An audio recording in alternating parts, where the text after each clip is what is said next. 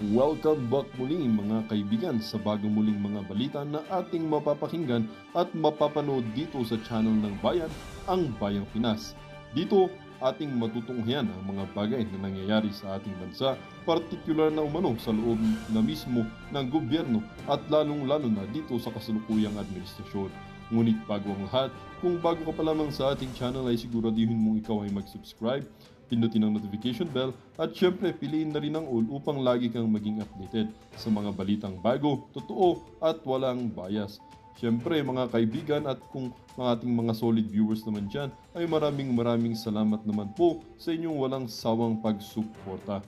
At huwag din pong kalimutang magpakita ng suporta sa ating channel sa pamamagitan ng pag-like at pag-share sa ating mga videos. At syempre mga kaibigan, kung meron ka naman pong hinaing at opinyon, ang ating comment section ay bukas para sa inyong mga opinyon at mga hinaing at kung ano po ang nais nyong sabihin sa ating mga gobyerno upang mabasa na ito.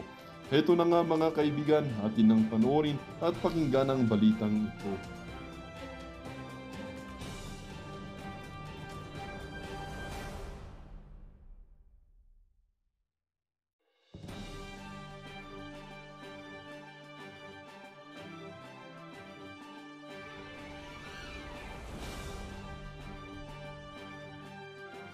Naman tong latest sa Facebook. Ano naman to? Ano to? Court impeachment. Complaint versus VP Sara, mas maraming endorser. Representative Castro Lipad convicted. Ito din sinabi ni Castro. Habang inaantabayanan ang paghain ng ika-4 na impeachment complaint laban kay Vice President Sara Duterte, anumang oras ngayon inaasahan ni House Deputy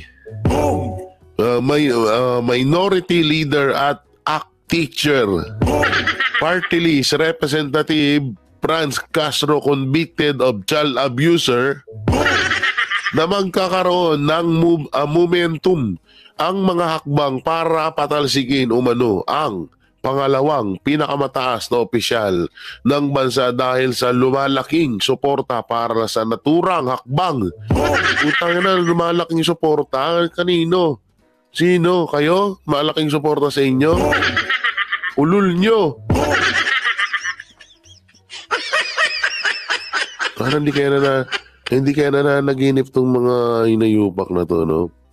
Ano naman to? Ay, may nag-chat lang pala. Oo, hindi kaya nanaginip tong mga hinayu na to, mga hinayu. So, samantalang ito gusto kong panoorin to. Oh, asan yun? Ang ganda-ganda ni ate. Ba't ang ganda mo, tayo?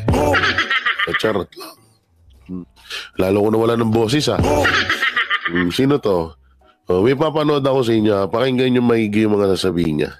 Mga kapuso, price check po tayo ng ilang mga gulay na nananatiling mataas ang presyo. Dito po sa Marikina Public Market, Marikina Public Market. Na kung saan, si Kimbo na naman. 2 piraso ng kamatis ay nasa 60 pesos na. Ang kada kilo po ay nasa 400 pesos. Putang ina. 60 pesos kamatis. Tana, wag na tayong kumain. Ayop na to.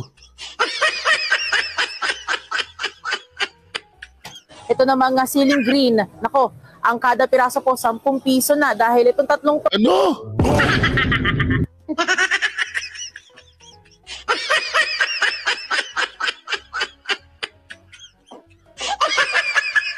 So, ibig sabihin, kung ang siling pare 10 piso at yung 2 kamatis ay 60 pesos, so kung halimbawa gusto mong mag-chapsoy dahil nanawa ka na nakakakarne nung desperas ng bagong taon at nung December, ay anak ng teteng yung 1,000 mo ay kulang pa sa gulay. Gago!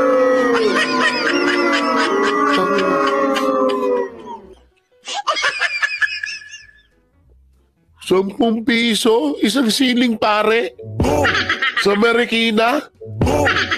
Tanga na, tapos ano, asan yung leader dyan? Lupit dito. Ito ay 30 pesos at ang isang kilo po ay 600 pesos naman. Ayop! Gago!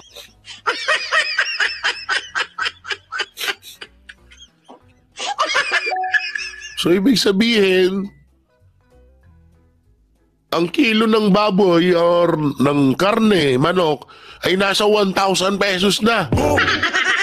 Kasi kung gulay lang, 600, presyo na ng karne yan eh. Diba? Grabe, lupit nyo.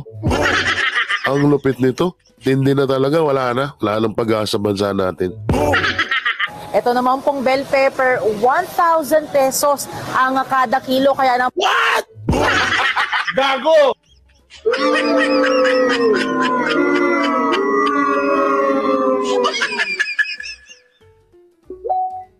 Tindi nun. Bill pepper. 1,000 pesos per kilo. Tapos yung mga magsasaka na mga nagtatanim niyan, hirap sa buhay. Ang lupit, no? naman itong 2 piraso pong ito ay nasa 90 pesos na. Alamin po ang presyuhan ng iba pang gulay mamaya sa unang balita. Ito po si Ang lupit. Ay, eto, hindi to fake news ha. Baka sabihin nyo, fake news na naman. GMA, oh. GMA news to, ha? Oo. Hindi to fake news. Sila mismo nagbalita. O, yan, oh. GMA news, oh. Tindi. Grabe. Hindi ko na kaya to. Hindi ko na kaya tong ganito nangyari sa Pilipinas. Lupit. Tong ina. 600, 400, 1,000 per kilo.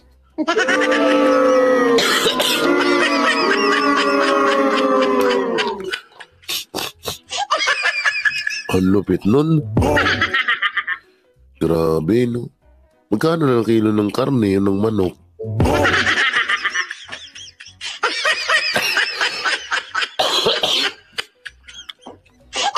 O, para mag-good news naman tayo, hindi tayo mabad trip ito, panoorin natin. Sino ang iboboto mo ng mga pagsusulong ng mga batas para sa agrikultura at food security? Sa unang survey question tungkol sa kung sino ang iboboto mong mga pagsusulong ng mga batas para sa pagsugpo ng insurgency, mga rebelde at makakaliwang grupo sa lipunan, nanguna dito si Pastor Apollo Kibuloy na nakakuha ng 79.7%. Pumangalawa naman si Senator Bato de la Rosa na may 79.4%. At pangatlo, si Senator Christopher Bongo na may 78.3%. At pangapat, si Congressman Rodante Marcoleta na may 78.1%. Nasa panglima naman, si Jimmy Bondo. Pang-anim, si Willie Ong. Rank number 7, si Vic Rodriguez. Number 8, si Philip Salvador. Number 9, si Chavit Singson. Number 10, si Richard Mata. Number 11, si JV Hinlo. At number 12, si Raul Lambino. Nasa pang 13th to 24th places respectively naman ang mga kandidatong sina Revillame, Busita, Lacson, Kirubin, Honasan, Lee, Soto, Aquino, Marcos, Pacquiao, Gonzales at Ben Tulfo. Hindi nakapagtataka na manguna si Pastor Kibuloy sa survey question patungkol sa pagsugpo ng insurgency, mga rebelde at makakaliwang grupo dahil noon pa man ay matapang na ito sa paglaban sa mga CPP, NP, NDF na matagal nang suliranin ng ating lipunan at isa ito sa kanyang pangunahing pagtutuunan ng pansin sakali mang maupo bilang senador ng bansa. Sa pangalawa, Alam niyo totoo tong nasa nasa video na to.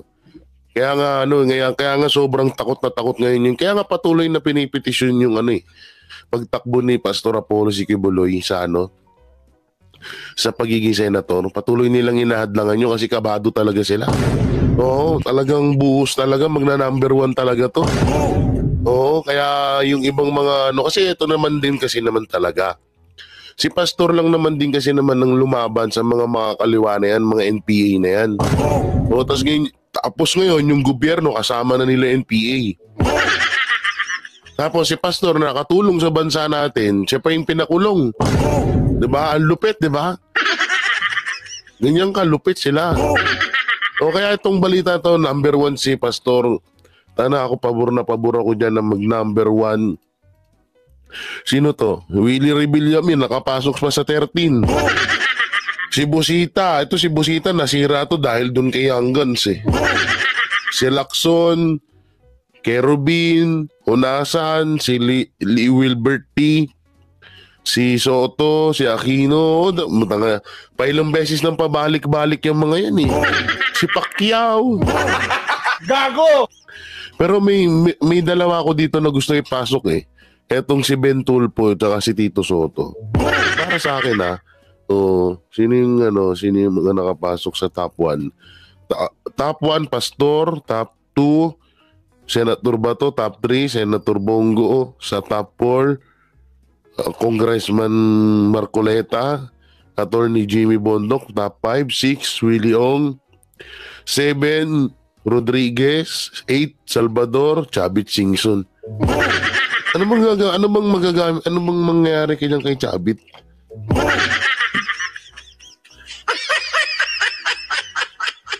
Ito si Mata Richard, di ko masyadong kilala to eh. Tsaka si Hinlo JB, hindi ko masyadong kilala to. Pero to si Lambino Raul, familiar to sa akin. Yan yung mga sana nga ito talaga hindi lang wala sanang mangyaring dayaan.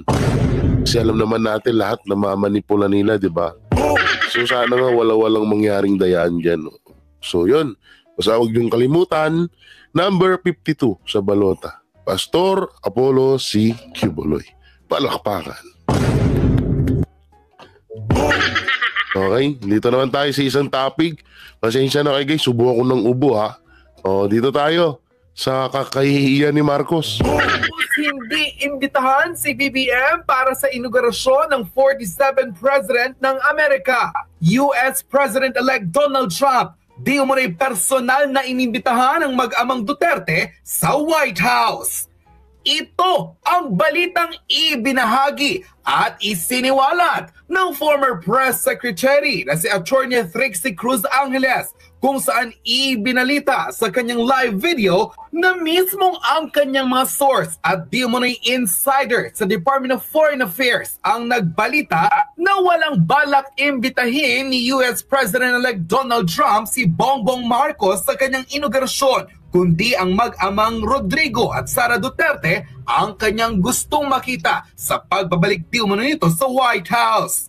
Umani ng samot-saring diskusyon sa social media ang balitang inilabas ng international media patungkol sa upcoming inauguration ni Donald Trump sa White House na mangyayari sa January 25th. Ayon mismo sa mga naging source ni Attorney Trixie, imbitado di umano ang mag-amang Rodrigo at Sara Duterte sa pagbabalik White House ng isa sa pinakamakapangyarihang pangulo ng mundo na si Donald Trump. Ilang mga komentaryo ang nagbiro sa live ng attorney na si Trixie Cruz Angeles at sinabi nilang talagang hindi iimbitahin ni US President-elect Donald Trump ang Pangulong si Bongbong Marcos dahil di umanay may nakapagtimbre na raw ito na adik ang Pangulo at di umanay gumagamit ng ipinagbabawal na gamot. Patatandang humanga noon kay former President... Sakit nun. Ayaw ka imbitahin dahil alam niyang adik ka. Gago! Gago rin eh. Hindi kasi ito si Donald Trump kasi parang si PRRD lang to. American version lang talaga. Oo, at isa rin to sa mga ayaw nito ng gulo, ayaw ng gera, no, at higit sa lahat galit sa mga taong mga magnanakaw. Galit sa mga taong mga adik. O kaya hindi na talaga malabo na kung bakit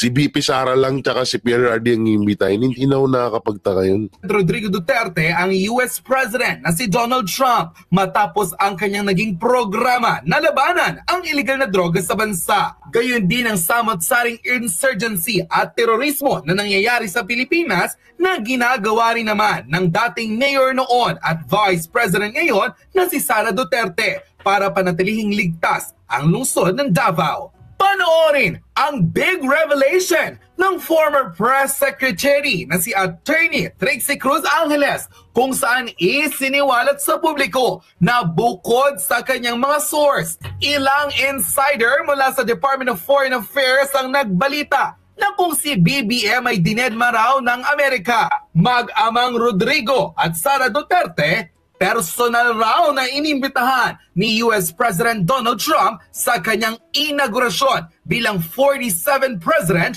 of the United States of America. Veteran lawyer, Attorney Ferdinand Topacio, may isiniwalat sa di umunay kahihiyang sinapit ni President Marcos Jr. Narito panoorin ng full video. Tinanggal niya ang mga Duterte sa NSC kasi di-imbitado sa inauguration ni President Trump. Kasi si Trump hanga noon kay FPRD. Doon pa naman sana mag-excel si BBM kasi party-party yun. Okay. Well, I can say that yes, one of my sources at the Department of Foreign Affairs has confirmed to us that both VP Inday and former President Duterte are invited to the inauguration of President Trump. The President Bongbong Marcos is not invited, nor is any of his family. Okay. Now, bakit? Well, some people say that according to protocol, you are a head of state, pero you will be there as part of the audience. So it might not be in keeping with our local protocols that our president must only meet with his counterparts. Hindi pwedeng pababa unless he's receiving them here in the country, or there are other arrangements being made. Embahador sa Estados Unidos na si Babes Romualdez na hindi daw imbitado si Pangulong Marcos sa panunumpa ni incoming President Donald Trump dahil as a matter of policy, polisiya daw ng siguro ng State Department kasi ang Amerika wala pong Foreign Affairs Secretarian. Okay. Ang nagko-conduct ng Foreign Affairs, ang nagseset ng foreign policy ay ang Secretary of State. All the theory, tama naman, hindi lang theory, on the principle rather, that since the President as Chief Executive sets foreign policy, ang kanyang alter ego yung Secretary of State. Yun ang lumalabas na Secretary of Foreign Affairs sa atin, Secretary of State ng tawag. Okay. Mga ambassadors lamang daw ang inanyayahan para sa panunumpa ni Donald Trump. Okay, yun ang sabi niya. Kaya hindi po imbitado si Marcos, hindi dahil hindi bilib sa kanyang Amerika, ngunit wala pong mga heads of state, walang Pangulo, Prime Minister, Chancellor na imbitado. Yun ang sabi nila. Ngunit, bakit? Eto ha, ibinalita na ng mga media organization sa Amerika last month na may mga inimbitang mga presidente. Ito mga heads of state na inimbita. Si Chinese Premier Xi Jinping. Talaga? Oo. Biro mo, may away pa nga ang China. Kasi sinabi naman ni Trump, gusto na naming makipagbati sa China. Ayaw na naming nagkakainitan kasi pangit para sa trade. Tama ka na naman. Ekonomiya. Oh, that's good. The first and the second biggest economies in the world mag-aaway, walang mangyanyari. Ayaw talaga ni Trump din ng ganun. Pero totoo yan. Parehas nga sila ni PRRD, ayaw nila ng gulo. Eto kasi si Bangag, ewan ko ba dito? Walang mangyayari. Okay. Although, sabi ni Premier Xi, ay magpapadala ko ng high-level delegation. Mga matataas. Baka tinatamad lang siyang bumiyahe. Bakit? Eto pa. Yung Pangulo ng El Salvador. Can you imagine El Salvador? At isang Latin American country na maliit lang naman dati, nagpapatayan dyan mga tao May civil war dyan. Si Nayib Bukele. Ay inimbita rin. At ang Prime Minister ng Italy na si Giorgia Meloni Sabi niya, nung dumating sa kanyang invitation, molto bene. Italian very good. Molto bene. At sabi niya, sila ay nagkumpirma na dadalo. Etong si President Javier Milei ng Argentina. Kasi ayaw ni Donald Trump na umiiyak ang Argentina. Kasi sabi niya, don't cry for Ang kulit din ni Atty. Topacio, no? Ina. Okay. O bakit na ganon? Sasabihin ng ating embahador, hindi, walang imbitadong pinuno. Puro ambassador lang. Pagkatapos, hindi naman pala totoo. Bakit ganon? Pangit, no? Bakit kasi sinungalingan? Hindi, ano yan, siguro talagang ayaw lang din sigurong mapahiya ng Amerika si Marcos. Kaya siguro sinabi nila ng gano'n na walang imbitado o ginawa lang sikreto. Eh baka nga yung kala PRRD kung sakali man na inimbitahan sila, baka manggulat, baka surprise yan. Na, uy, nandun pala si PRRD. Nandun si VP Sara. Naku po. Pahiya na naman ng mga upal. O, samantalang, mapunta tayo dito. Dito sa VP Sara, sinagot si BBM. Pagkatapos niya pagkakatanggal niya sa National Security Council at may hamon pa. Ano kaya hamon? Baka yung drug test. Tagal na na. Hindi pa rin nila ginagawa yung drug test na yun Okay, panoorin natin. Ngayong nagsalita na si Vice President Sara patungkol sa kanyang pagkakatanggal bilang National Security Council. Dito ay binulgar ni Vice President Sara na wala naman palang nangyayaring mga meeting at tila hindi talaga nagtatrabaho itong si BBM. Hinamon na din ni Vice President Sara itong si BBM at ang NSC na mag-submit within 24 hours ng kanilang mga eksplanasyon with legal basis na bakit hindi na miyembro ang Vice President bilang National Security Council at bakit hindi nakakatanggap ng imbitasyon patungkol sa kanilang naging meeting. Hinikayat din ni Vice President Sara ang taong bayan na manghingi o mag-demand sa National Security Council ng transparency at accountability. Abangan ang buong detalye sa buong video. Ang natutunan nina Amy at Bongbong Marcos sa karanasan ng pamilyang Marcos noong 1986 ay higitan pa ang pandarambong ni Senior. Pinatunayan lang ng pamilyang Marcos na mango doesn't fall far from the tree. Manang-mana sa kasakiman ng ama ang mga anak. Siguro ang naiiba lang ay natutuhan ng mga kasalukuyang Marcos ang bisa ng budol. Kaya nga budol ang diskarte ni Mangaloslos gamit ang mga DDS double agents. Pero kung wait lang, baka nakamute na naman tayo Pero kung usapang budol, Marcos Sr.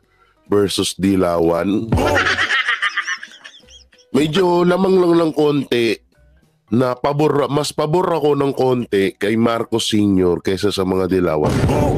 Nung panahon nila usapang pagnanakaw lang. Mas kasi totoosin nung panahon ni Marcos Sr. medyo okay naman Okay naman yung panahon Pero nung pag-upo ng mga Dilawan, doon na yung talagang sobrang tumaas yung bilihin. Talagang ang daming krimen na nangyayari. Dumagsa yung mga NPA at pinakawalan pa yung mga NPA. Kaya medyo halos pares lang din naman sila mga magnanakaw. Pero mas lamang ng konti si Marcos kung usapang medyo tinatawag na maalwan ng buhay-buhay dito sa Pilipinas. Yun. Ituloy natin. True story. Binigyan ng bayan ng tsansa ang mga Marcos na iridimang mandarambong nilang pangalan. Anong ginawa nila? Lalo pang pinag-igihan ang pandarambong. Lahat ng pera ng bayan, sinisimot nila. Pati pensyon ng mga matatandang Pilipino, na. Pera ang amo ng mga pamilyang Marcos. Pera ang tunay nilang mahal. bawat salita na lumalabas sa kanilang mga labi ay bahagi ng isang dambuhalang budol. At dahil nakita ni Amy Marcos ang pisa ng budol, kaya nandiyan ang DDS double agents para ipagpatuloy ang budol. Nakabudol minsan, bakit hindi araw-arawin ang budol? Lahat ng importante sa mga Pilipino, kagaya ng kanilang edukasyon, kalusugan sa pamamagitan ng PhilHealth at pensyon para sa matatanda ay dinarambong ngayon ng mga Marcoses. Walang patawad talaga.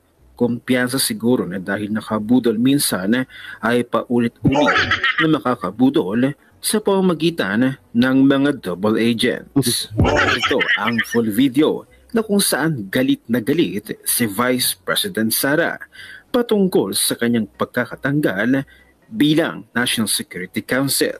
At dito pinatunayan niya kung ano o anong klase ba talaga itong si BBM. Narito ang full video, panoorin natin. Giving a single notice of meeting since 30 June 2022. Therefore, I request the NSA to please send to me the notarized minutes of all meetings conducted by the Council from 30 June 2022.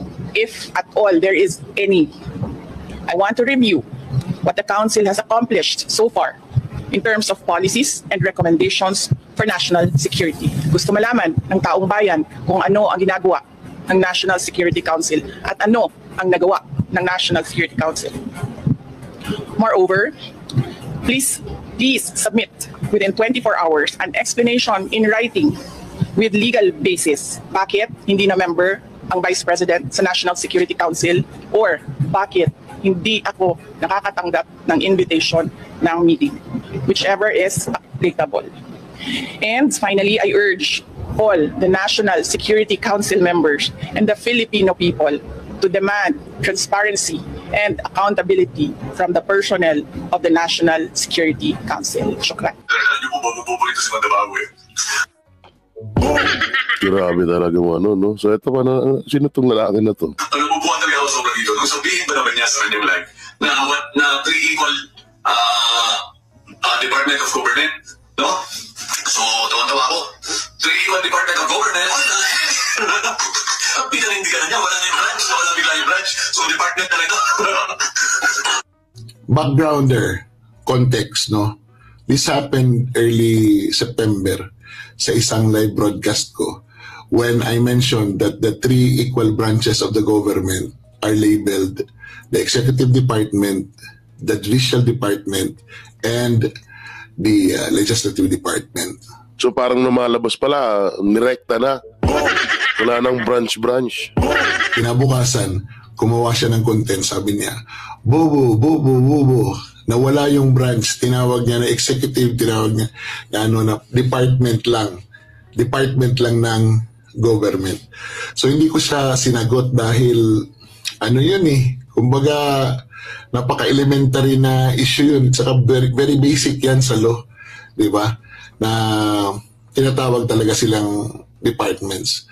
So alam ko maglalabas siya. So si BP Sao nga, may tama naman, talagang basic lang naman. Tsaka ano naman kung rectang department. Uli ng ganito, pero hindi ko pinapansin. O ngayon, naglabas siya yan. May statement siya. So once and for all, sagutin natin. No? Ito yung about naman doon kay BP Sara. Doon sa pagsagot ni BP Sara. About dito sa pagtanggal nga ni Marcos Jr. dyan sa National Security Council. Alam mo, maling-mali talaga yan No, hindi dapat yung ginagawa ng isang pangulo sa mga dating pangulo.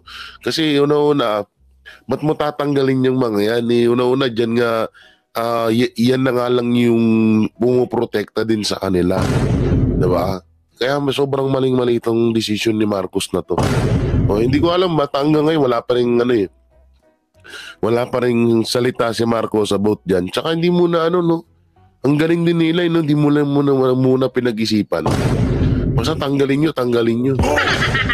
Ganun lang sila mag-decision ngayon So yun, wala tayong magagawa dyan. Sabi ko nga sa inyo, sila yung nasa kapangyarihan ngayon, kaya ang mangyayari, suportahan na lang natin ng mga Duterte. Diba? So baka totoo nga yung mga sabi-sabi nila na ilang buwan na lang daw itatagal, ilang buwan na lang daw nakaupo at mapapalitan na rin naman din daw. Ewan ko lang so hindi ko alam kung kasi one time kasi na naginip ako. Kaya nila atat na ipa-impeach si BP Sara or ipagurgur kasi may plano ganito. Medyo parang